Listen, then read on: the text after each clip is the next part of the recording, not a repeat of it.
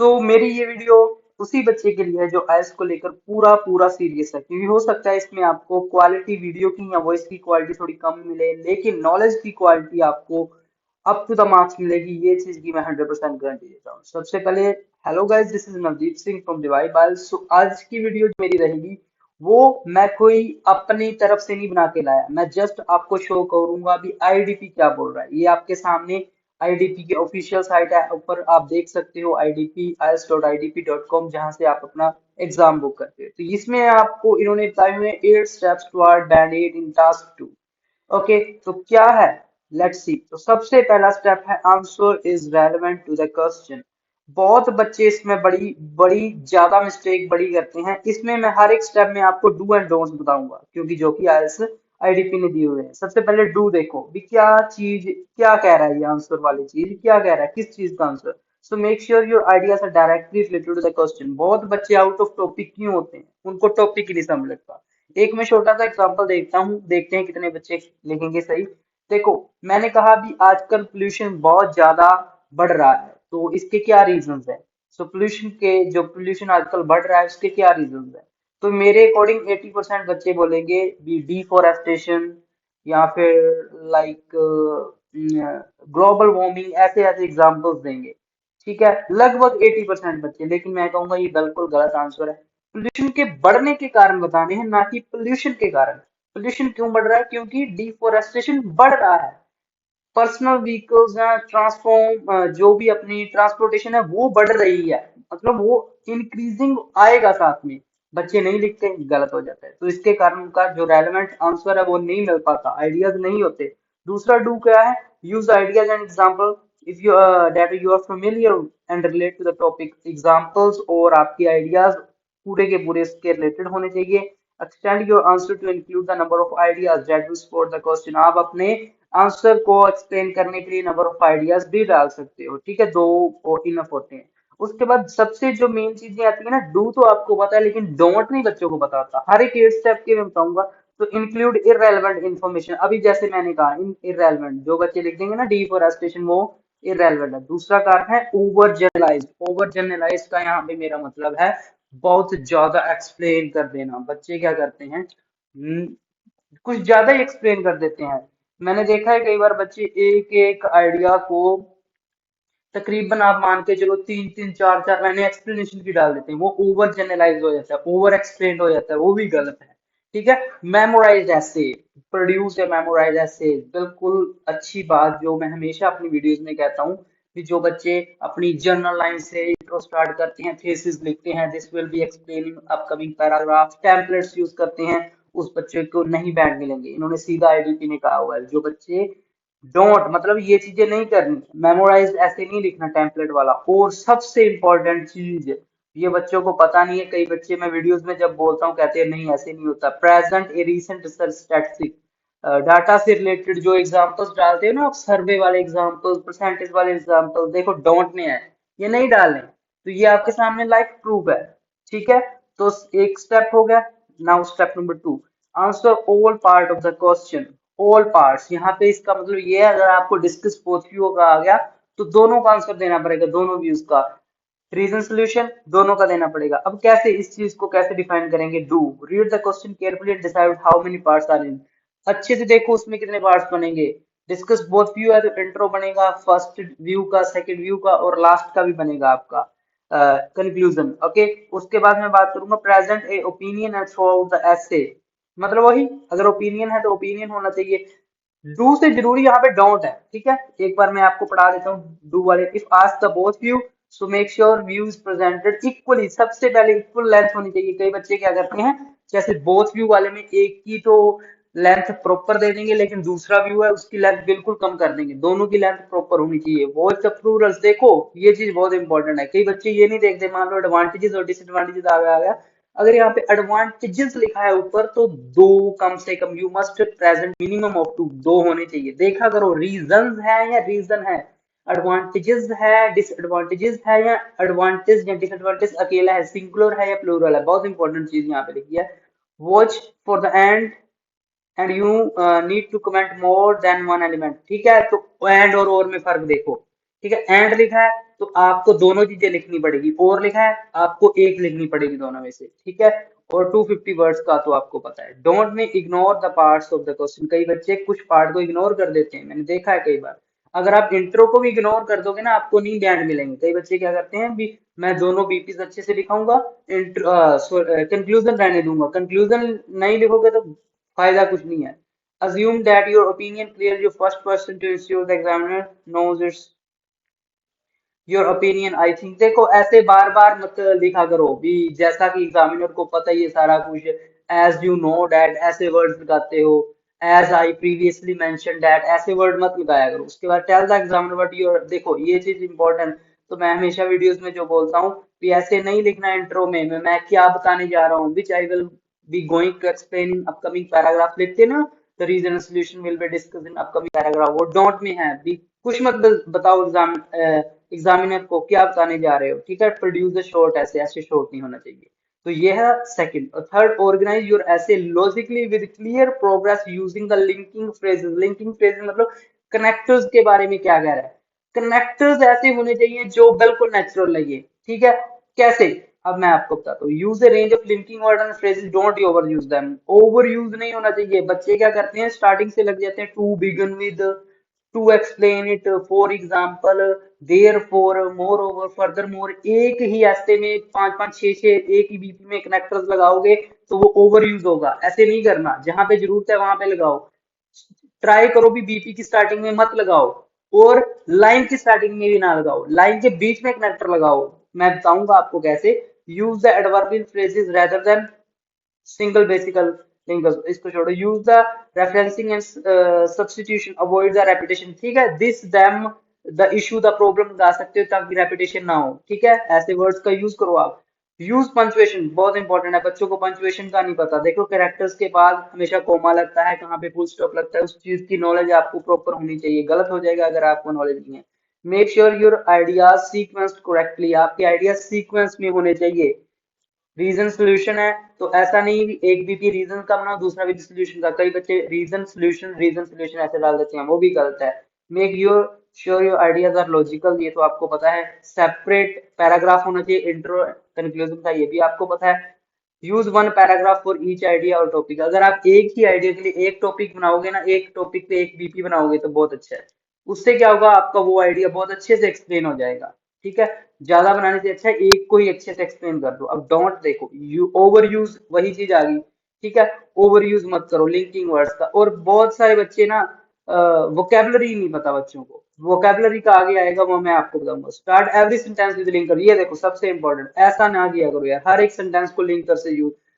जैसे बच्चों आप करते हो ना, करते हो हाउएवर लगा देते हो स्टार्टिंग में लाइन के, और फिर रिजल्ट लिख देते हो। बीपी की स्टार्टिंग में द टू बिगिन विद लगा सकते हो, ऐसे ना लिखो। आप बीच में लगा सकते हो, बीच में लगाओगे तो ज्यादा अच्छा है। जैसे यहाँ पे नहीं लिखा सम पीपल बिलीव, उसके बाद कोमा लगा के हाउएवर फिर comma, that individual must also take responsibility for environment. तो ऐसे आप बीच में हाउएवर लगाए तो ऐसे लगाया करो, स्टार्टिंग में मत लगाया करो, ठीक है। उसके बाद ये चीज नहीं करनी, ठीक है। उसके बाद ये भी नहीं करना, नंबर्स नहीं डालने, एब्रिविएशंस नहीं डालनी है। उसके बाद हेडिंग्स और सब हेडिंग्स भी नहीं बनानी, अंडरलाइन नहीं करना, एक सेंटेंस नहीं लिखना। कई बच्चे एक सेंटेंस में भी पूरा बना देते हैं, मतलब उसमें फुल स्टॉप ही नहीं लगाते, वो भी गलत है। Start every sentence with linking device, ये बात मैंने पहले बता दी। तो ये थे तीन। अब चौथे में आते हैं, organise your essays in paragraphs. ये तो आपको पता ही है, पैराग्राफ में इसके लिए एक स्ट्रक्चर दिया है आईडीपी ने, पील स्ट्रक्चर। इस चीज का क्या मतलब, पील का मतलब सबसे पहले अपना एक पॉइंट लिखो, फिर उसके बाद उसका एक एग्जांपल डालो, उसको एक्सप्लेन करो। लिंक मतलब उसको आगे वाले आइडिया के साथ लिंक कर दो नेक्स्ट टॉपिक के साथ, ठीक है। तो पील स्ट्रक्चर का यूज आप कर सकते हो फॉर यूजिंग योर बीपी, ठीक है। फॉर योर लाइक बीपी बनाने के लिए, ठीक है। तो ऐसे आप इसका यूज करो। अब कैसे इन्होंने बताया है, इस चीज को आप रीड कर सकते हो अच्छे से आईडीपी की साइट पे आके। यूज पैराग्राफ, ये कोई ज्यादा नहीं है इसमें, आपको पता ही है लगभग। पैराग्राफ यूज करे, लिंकर्स यूज करे with in your paragraph, her BP के बाद एक स्पेस छोड़े। Use paragraph for each topic, उसी के लिए है। इंट्रोडक्शन कंक्लूजन, ये भी आपको पता है। डोंट, सिंगल में मत बनाए, और ज्यादा लंबा भी ना करें, ठीक है। बहुत ज्यादा लंबा नहीं करना, ठीक है। उतना ही लंबा करना है जितना कि आइल्स ऑन पेपर, लाइक पेपर के हिसाब से। तो ये था फिफ्थ। देखो use less common vocabulary and spell it correctly. Vocabulary कौन सी यूज करनी है, बहुत से बच्चों को ये बहुत डाउट है, अभी वोकेबलरी हम ऐसी ढूंढ के लाएं भी जो मतलब बिल्कुल अलग हो, अगर एग्जामिनर को भी ना बताओ, नहीं, नहीं होता ऐसा। उन्होंने क्या कहा है, राइटिंग का मतलब है इजी टू अंडरस्टैंड, जो बच्चे को या आगे एग्जामिनर को सॉरी अच्छे से समझ आ गई, पहली बार में पढ़ने से ही समझ आ गई, वो है। कौन सी आपने वोकैबुलरी यूज करनी है, जो अपन डेली यूज में वो बंदे स्पीक करते हैं। लाइक वो बंदे कभी भी मासिस पीपल को मासिस नहीं बोलेंगे, वो गलत है बिल्कुल। अभी मैं आपको बताऊंगा आगे, इसमें आगे एक प्रॉपर चार्ट बना हुआ है, कौन सी वोकैबुलरी अच्छी है, कौन सी बुरी है। ठीक है, आपको सारी चीजें क्लियर होगी। तो वोकैबुलरी में आप लगाते हैं यहाँ पे, ठीक है, यूज प्रिसाइज वर्ड्स। आगे देखना, use language that we use in everyday speech, ऐसी लैंग्वेज यूज करें, ऐसी राइटिंग में वर्ड्स यूज करें जो डेली स्पीकिंग में यूज होती। कभी भी ऐसे नहीं होता वो बंदे वो लाइक बहुत मासिस लगाएंगे, बड़े बड़े वर्ड्स लगाएंगे, नहीं लगाते, गलत होता है वो। Use word that you understand, उसी वर्ड को लिखें जो आपको भी पता है। जो चीज आपको पता है ऑब्वियस वो एग्जामिनर को भी पता होगी, इतना तो एग्जामिनर का लेवल होता ही है। Use words and phrases that are related to the topic, related जो वर्ड्स हैं, वो भी बच्चों को कई बार वर्ड्स ही नहीं पता होते, ऐसे ही लगा देते हैं। तो बच्चे क्या करेंगे, गूगल से सर्च मारेंगे पोल्यूशन के क्या क्या सिनोनिम्स हैं, और ऐसे ही कोई अलग सा ढूंढ लेंगे और उसको लगा देंगे, पता ही नहीं है अभी वो रेलेवेंट है या नहीं है, गलत हो जाता है। ठीक है, कोलोकेशन फ्रेजेस इसको छोड़ो।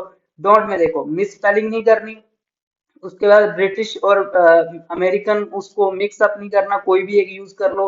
उसके बाद कैन नॉट स्पेल इट, उस वर्ड को कभी यूज मत करो जिसकी आपको स्पेलिंग ही नहीं आती।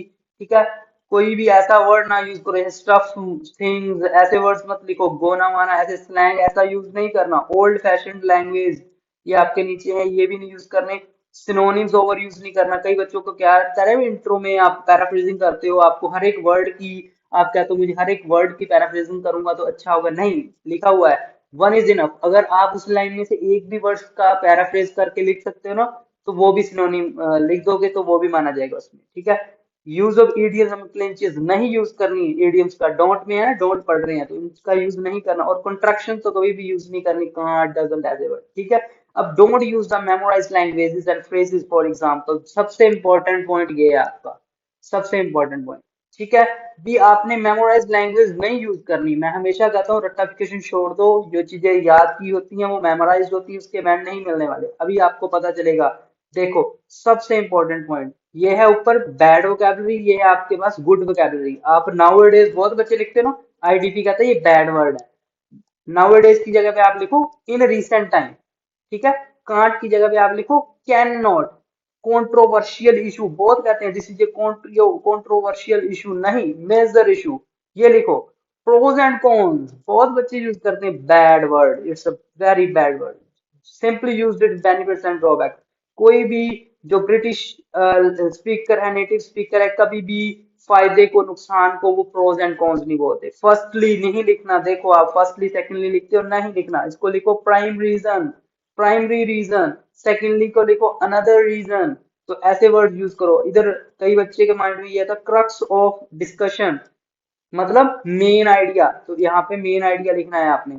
उसके बाद देखो स्टफ और थिंग्स मत लिखो, करेक्ट वर्ड यूज करो। इजी नहीं लिखना, फॉर एग्जाम्पल लिखना है every coin has two faces, बहुत बच्चे लिखते हैं, नहीं, बड़े बच्चे लिखते हैं डिस्कस बोथ व्यू वाले में, नहीं। There are both advantages and disadvantages, double edge sword ऐसे word, solutions can also cause, तो ऐसे। और लास्ट में in a nutshell, in a summary, in recapitulate, to recapitulate ऐसे वर्ड कंक्लूजन में यूज करते हो, इन कंक्लूड लिखना है। तो आपके सामने देख सकते हो ये चार्ट दिया हुआ है, तो आपको आइडिया हो जाएगा भी कौन से आप सही लिख रहे हो, कौन से गलत है। ठीक है, step number 7, use A variety of complex sentence structure. Complex sentence का मतलब ये नहीं होता भी आप बड़े बड़े सेंटेंसेस लिखो। मैं एक लाइन बोलता हूँ, mobile phone are beneficial for students because it helps them in studies, ये कॉम्प्लेक्स सेंटेंस है क्योंकि मैंने बिकॉज लगा के दो सेंटेंसेस को जोड़ दिया। तो ये आप ऐसे वर्ड्स को भी कॉम्प्लेक्स सेंटेंस में यूज कर सकते हो। यहाँ पे वैरायटी ऑफ कॉम्प्लेक्स सेंटेंस कहा है, आप देखते हैं, इस चीज को आप रीड कर सकते हो, ये जो चार्ट्स हैं। ठीक है, तो कोई दिक्कत वाली बात नहीं है, आप थोड़ा सा देख लेना इसको। बाकी मैं आपको, मैंने एग्जांपल्स जैसे बता ही दिया कौन कौन से आप यहाँ पे यूज कर सकते हो। रिलेटिव क्लॉज यूज कर सकते हो।